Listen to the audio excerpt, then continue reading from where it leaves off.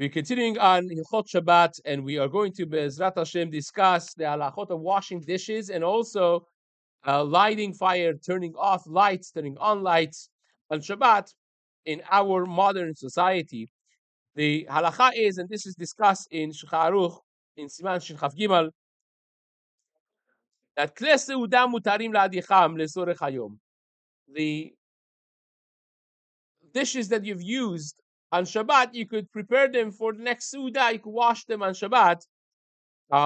No problem. Now, that's only if you still have a Su'udah anticipated. If you already finished your Su'udah Shlishit and you're not anticipating any other Su'udahs, then cleaning the dishes of Su'udah Shlishit already is preparation from Shabbat for Chol that you're not allowed to do.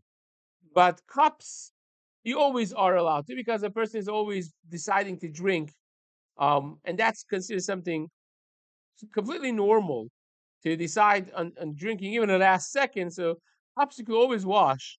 But Klei Seudah, after Seudah Shlishit, you don't want to prepare them for after Shabbat. That already will border on the chod hachana, unless again you're eating Seudah Shlishit early in a long Shabbat afternoon, and you're eating it earlier Seudah Shlishit, and there's still hours left to Shabbat. You may decide to eat something afterwards. So that already would be would be enough reason for you to wash them. Now, also, you have to bear in mind what we mentioned before, that if you have a maid on Shabbat, you can ask them to do anything that it is mutar for you to do, and anything that's not mutar for you to do, they can't do. So therefore, these restrictions happen to also apply to the maid, but with one caveat, that when they are allowed to do it, they could do it however they wish.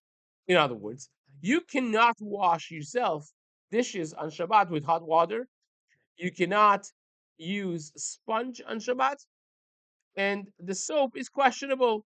Depending on the Sfaradim, generally speaking, are more lenient. Some of the Ashkenazim, for the extensions of halachot of nolad, they are more concerned about making bubbles in using soap, even if you're talking about dishwashing soap, which is more of a liquid. But be as it may, a goya, a maid that you have at home, if you tell them wash the dishes, you don't have to be concerned that they wash it exactly the way you wash it. So long as for you would be mutar to wash, they could wash it. And if they're doing it for their own comfort with hot water and with sponge and with soap, be it, that would be allowed. Now, this also does not mean that you cannot trash the leftovers of the Suda Shlishi. You don't have to leave the table in a dirty state, especially if it's hours before the end of Shabbat, because to take things and put them in the trash, that's not necessarily hachana. That is just getting rid of of the garbage that you have on the table, and that would be allowed. Now, as far as lighting fire and turning off a fire, lighting the lights that we have nowadays and turning them off, the general core halacha is that if you turn on a fire in for a constructive purpose, you want to cook, you want light, you want heat, any of those reasons, so you have a constructive purpose from lighting a fire, you are chayav. That is a Torah transgression of the lo tiba'aru esh b'chol moshvotechem. B'yom HaShabbat is actually one of the four melachot of Shabbat that are explicitly mentioned in Chumash. You don't need a specific limud from Melechet HaMishkan. It's black and white mentioned in the Torah. And same is with supporting a light. In other words, you have, let's say, a candle that's lit, and you add some oil to the candle. Now it's going to be lit for another few hours or another few minutes. Even a drop of addition of oil is going to be also the subcategory of mav'ir. Then you got to be also in transgression of the Torah level of the halachot of Shabbat of the isur of mav'ir. Now, same would be also if you don't add any oil to the lamp, but you tilt the lamp. Now more oil is getting directly to the wick, and hence the the flame goes stronger. That also is part and parcel of this isur on a doraita level. And taking off some oil from the thing, it will be asur also. Imagine someone actually, this, you want to know that this things could actually happen. Someone's very concerned about um, their light. They put too much oil and they're going to sleep, and they want to have like a flame on when they're going to sleep. Now, whether or not a person should be putting extra oil, the Ben Ish Chai, well, to Ali Shma, we generally speaking assume that it was authored by the Ben Ish Chai. He has actually a tshuva. If you should not perhaps put a full cup of oil when you're not going to be using it, go to sleep because of not forget about the danger, which also he discusses, but um, different element. But he also because about tashkid, you're wasting um, there's no reason really for it to be on when you're going to sleep. So perhaps it's wasteful and so on and so forth. But this person was concerned about the safety. So he said, you know what, no problem. I'm gonna take a little cotton ball, right, or a paper towel, and sharpen it and put it inside the side of this candle. It's going to suck out a whole lot of oil, and it's going to lower the level of the oil, and it's going to go out sooner. What's the problem, right? Oh, what's the problem? That's a serious problem because taking oil off from the candle is asur because it's a tolada. It's an offshoot of turning off. When you make it turn off earlier by the means of taking some oil, some fuel out, that would be also a problem. Now, how about lighting the lamps that we have nowadays, lighting electric lamps, electric lighting. Now, if you have now, you have to. A few years ago, you didn't have to really explain this. Now the whole system has changed. If you have the old-fashioned incandescent lamps, which used to be the majority, now is the minority of it's hard to find them. If you have an incandescent lamp that the tungsten metal inside the thing, the two element gets heated up to glow. Again, this is a sophisticated science of how it works. Is it heated to glow? Is it not heated to glow? It's a little bit more complex and perhaps a little bit beyond the scope of this little talk. But if it creates that type of thing, we deal with it as fire. Like Rambam writes, if you heat a metal to glow, you are in transgression of two different isurim on the deoraita level. A, the isur of bishul, you're cooking the matechet. When you heat something to soften it, it gets softened by definition. That's the issue of bishu. And the issue of havara, when it becomes red hot, now it's glowing. As the moment it becomes red hot, you are in transgression of isur of havara as well. Now, how about timer? Can I set up a timer to turn on something on Shabbat? So simply put, yes, you can, even though that a melacha is happening on Shabbat. I'm not doing anything on Shabbat. I'm setting it off from before Shabbat. This actually is a Mishnah that talks about mesudot dagim, a traps for fish, or any of those things. Machloket bet Hillel and bet Shammai, whether or not we are to be concerned about the shvita, the Shabbat of our vessels, our belongings. If a person is obligated to see to it that their behema, their pets, the animal is shovet, that they're not working on Shabbat. You can't work your animals. You can't let them work on Shabbat, right? You can't even lend them to somebody that's going to work them on Shabbat because you're obligated to see to it that they are resting on Shabbat, and so obviously to your servants, to your avadim. But am I also obligated to see to it that my belongings don't work on Shabbat? My goyish neighbor wants to borrow my hammer for Shabbat. Can I lend it to them? My hammer is going to be working on Shabbat. There's no problem, right? We're not mechuya, we're not metzuve on shvitat kelim. The Shammai say we are, but Hillel say we're not, and we paski like Bet Hillel, right? Hence, can I set up a trap, right, from before Shabbat? So I actually just asked this. They were going for summer vacation, and they've recently noticed that they have a rat, so they want to put this like live trap. They trap the rat on Shabbat. They a bunch of them around the house. The house is going to be quiet for sure. They're pretty certain. Well, they actually now it's after the post fact that they actually caught it, right? And it probably was caught on Shabbat, right? Can you set up the trap from before Shabbat from Friday when you're leaving to vacation, and after Shabbat you come and it's trapped it? The answer is yes, you can, right? Forget about the side questions of Sar Bar Chaim and so on and so forth. But nevertheless, as far as Shabbat is concerned, it's mutar, right? So therefore, my thing turning on Shabbat is not a problem, and I could set it off from before Shabbat. By the way, someone asked this question. Timers. Timers became a very big question about 50 years ago, when timers were more of a new thing. And Ramosha Feinstein, when Chazal say "Chacham adif minavi," one of the most insightful Ramosha Feinsteins, he wrote. Unfortunately, this did not become accepted in Klal Yisrael. Unfortunately, but he wrote back in a day that he was very against using timers on Shabbat, very against. And he explained it. He said, well, unfortunately, already has been accepted that people do it for lights. And says once it has been accepted as a heter, you can't go against this. This is keep that, but do not extend this to any other melacha. Don't extend it to watering your lawn and brewing coffee and cooking, and so on and so forth. Don't do that, said Ramoshe. Why not, by the way? And this is the part that's Chacham Adif Minavi, the insight of a Gadol Israel.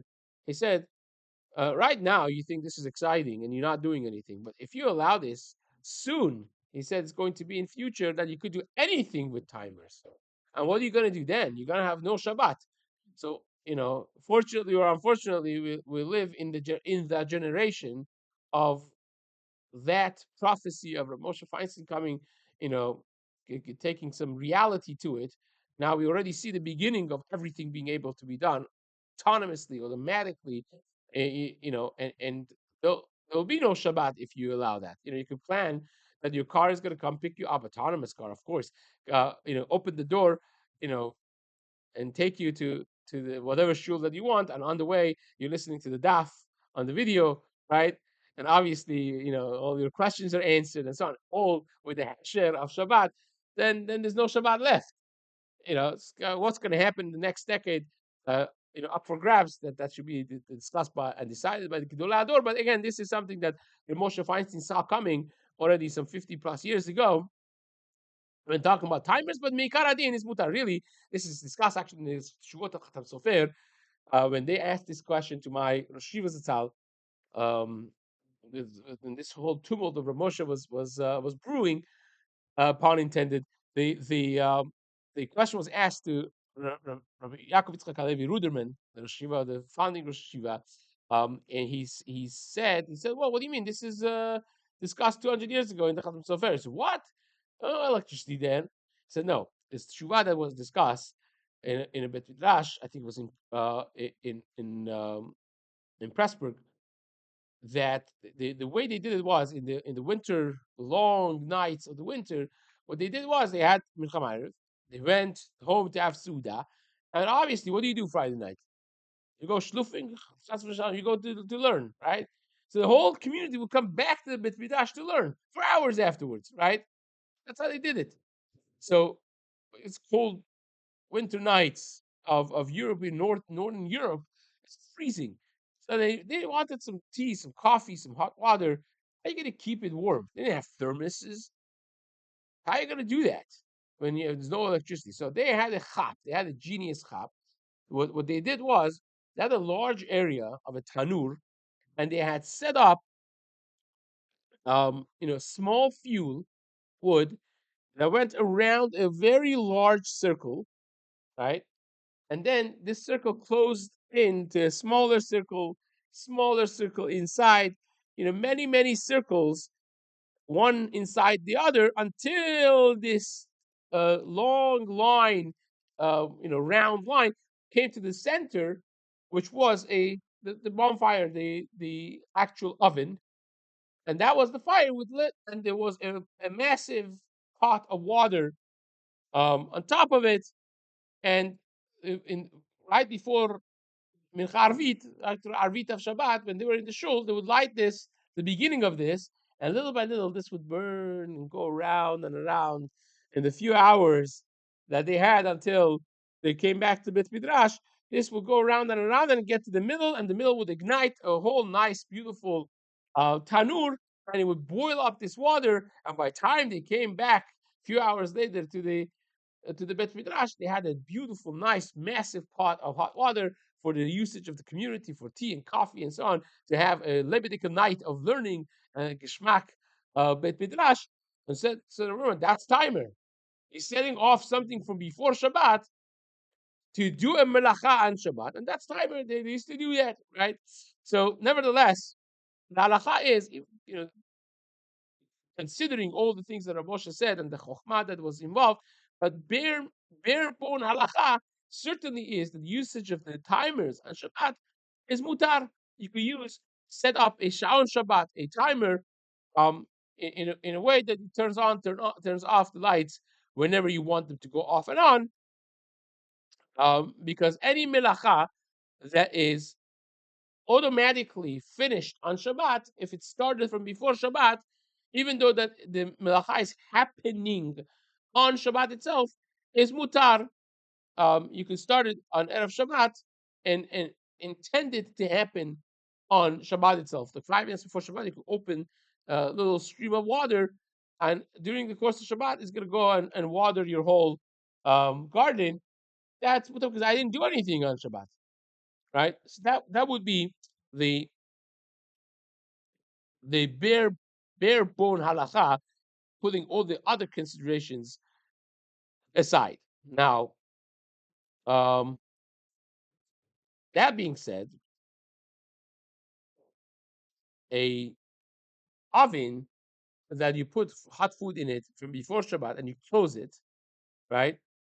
Now, back in the day, used to be you had the tanur, you closed it, and you would smear it the door to seal it, would smear it with mud or with clay, whatever, in order to seal it shut, that the heat should not escape. And then for hours and hours later, at the Shabbat morning, your chamin, your cholent, your chalabibi, or whatever it is you had, it would be staying hot until the morning. Now, if you have that, it's mutar to break that clay that you put um, to open the door and to get to the food, because that uh,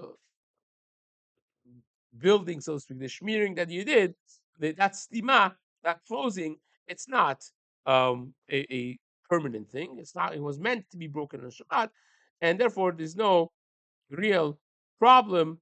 But again, the problem could be that when you open the door, if there's any of the coals still alive, the oxygen that you now let in could ignite some of those coals. If that's going to be a problem, you can ask a goy to do it, and that would be mutar, because when a goy does something that has a byproduct that's davar she'eino mitkaven psik reshe, it would be mutar.